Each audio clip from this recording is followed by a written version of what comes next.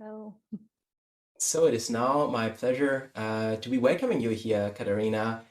And I'm really interested in your thoughts on this question because we know that sustainable finance, even if we look, beyond supply chain finance, is of increasing importance. And I'm very interested in your perspective on this and what's motivating banks to engage so much in it.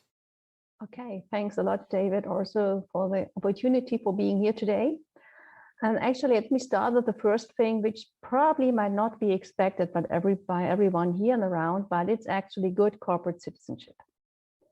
And I think we need to consider that banks are an integral part of the society they are deeply rooted inside. That's the first thing. The second thing is they are human, which are working within the banking sector. So there is a large intrinsic motivation already to act as a good citizen and to contribute to a sustainable society around us. And as such, also for UniCredit, there is actually a principle which says doing the right thing. And we truly believe that ESG is actually doing the right thing in supporting not only the environmental part by resource conservation and circular economy, it is also to foster financial education, integration, and also to be more transparent. Though all the letters which are part of the ESG are important in our view, and that's the reason why we, for example, which is not the only one, we are supporting the United Nations 2030 agenda. So that is the first thing. And the second, of course, is client demand. Sustainability is a game changer. It impacts all corporates, of course, also financial institutions servicing the corporate sector, but also the public sector. It brings exciting and long-lasting business opportunities. And at the end of the day, it's also addressing risk. And the trend is clear, strong, and it has been even accelerated through the COVID-19 pandemic last year, and it's still ongoing. Let me share with you a couple of facts.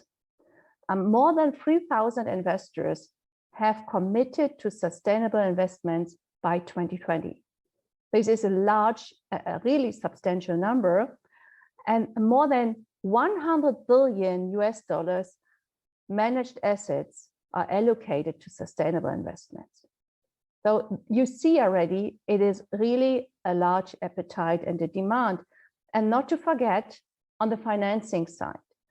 So there are numbers given from reputable advisory organization which see more than 100 billion revenue opportunities in certain markets for investments in only environmental topics.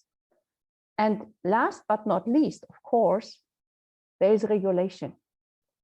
And regulation is driving the banks and the whole society. And we just had the example of the German supply chain law towards transparency and transition into ESG relevant topics. And of course, it brings a new complexity to banks across the entire value chain. So already the Sustainable Finance Disclosure Directive is one of these topics, which brings a couple of complexity and new reporting requirements. However, an establishment of an European Union taxonomy is the first step for a level playing field. So what is true for the German sustainable and supply chain law is true for the European taxonomy as well. And not to forget, I know we just asked for 3 reasons there, the fourth one, which is risk.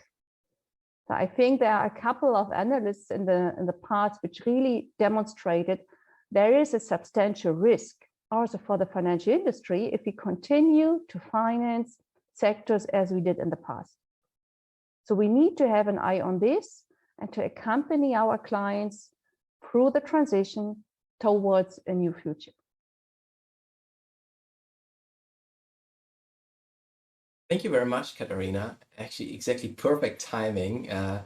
And I also like that. And actually, I see now how, whenever you're setting up such an event and you're thinking about people to invite, you think about how could it be related. And I now really appreciate how you're directly connecting it to the law as well, that we've just been talking about, and we can see already how different perspectives, they are all related here. And I also very much like about your response that you were emphasizing, it's not only about risks, it is also about the opportunities that we have. And I always feel like, yes, there is a need to act, but there's also an opportunity to invest because new sectors are shaping up quite quickly. And I appreciate that. And I think we will talk a bit more about this, also about the balancing of the three aspects ESG a bit later today. Thank you very much. Great to have you here, and see you then in the panel.